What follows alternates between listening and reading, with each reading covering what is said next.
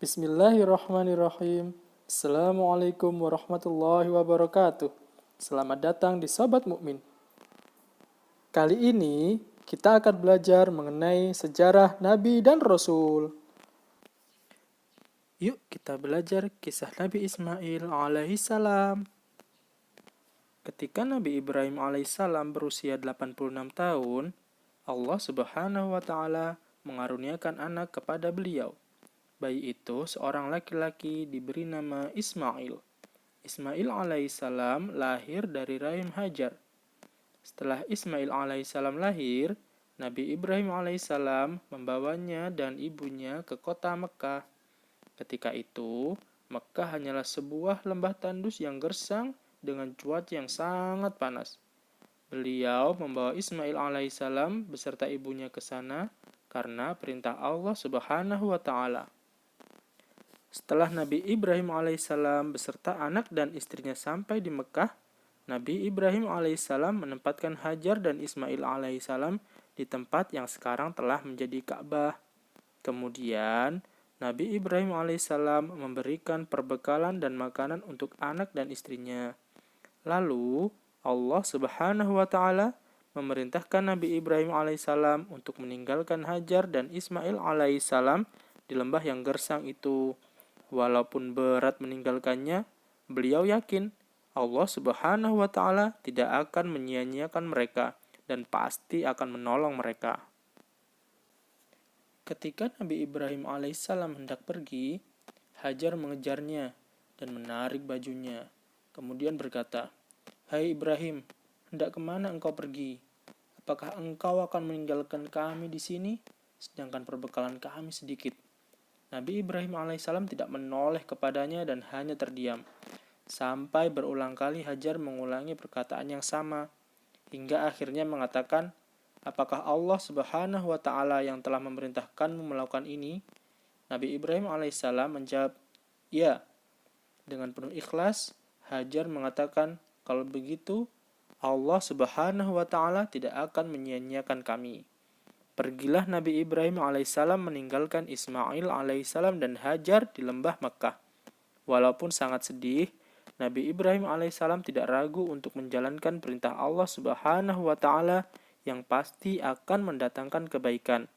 Nabi Ibrahim alaihissalam berdoa, "Ya Rabb kami, sesungguhnya aku telah menempatkan sebagian keturunan-keturunanku di lembah yang tidak mempunyai tanaman-tanaman, di dekat rumahmu yang dihormati.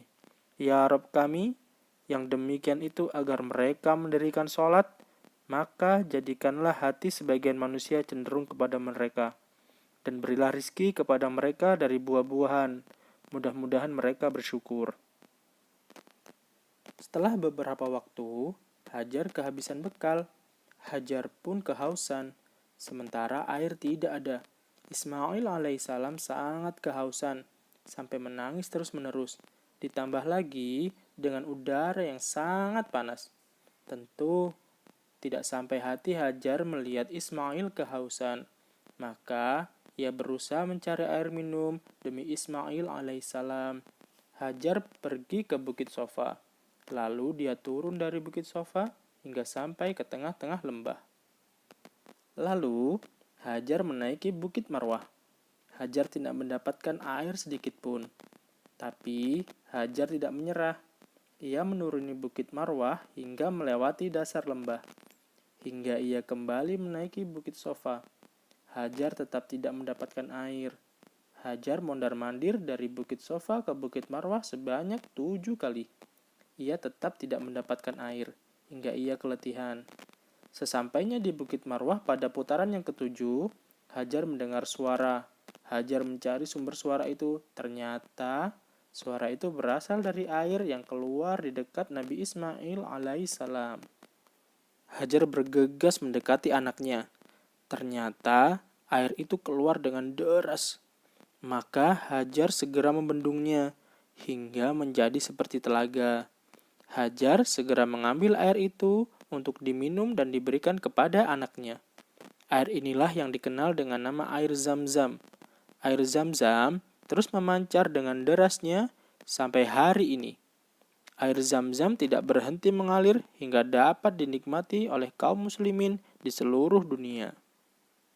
Sejak munculnya mata air Zam-Zam, Hajar dan Nabi Ismail alaihissalam menetap di dekat Ka'bah. Pada suatu hari, ada kabilah yang melewati tempat itu. Mereka ingin tinggal di sana karena melihat air yang banyak. Hajar pun mengizinkan mereka untuk minum dan tinggal di sana karena kesantunan dan akhlak mereka yang baik. Mereka berasal dari keturunan Jurhum. Sejak saat itu, mereka menetap di sana. Hajar beserta Nabi Ismail alaihissalam pun menetap bersama mereka hingga Nabi Ismail alaihissalam tumbuh dewasa. Nabi Ismail alaihissalam dan ibunya tinggal dengan kabilah Jurhum. Kabilah Jurhum sangat menyayangi dan memuliakan Nabi Ismail alaihissalam. Nabi Ismail alaihissalam mulai banyak belajar dari kabilah Jurhum. Nabi Ismail alaihissalam belajar bahasa Arab yang fasih dan juga mempelajari cara menggembala kambing dan unta dari keluarga Jurhum. Sampai jumpa di episode berikutnya. Barakallahu fiikum. Assalamualaikum warahmatullahi wabarakatuh.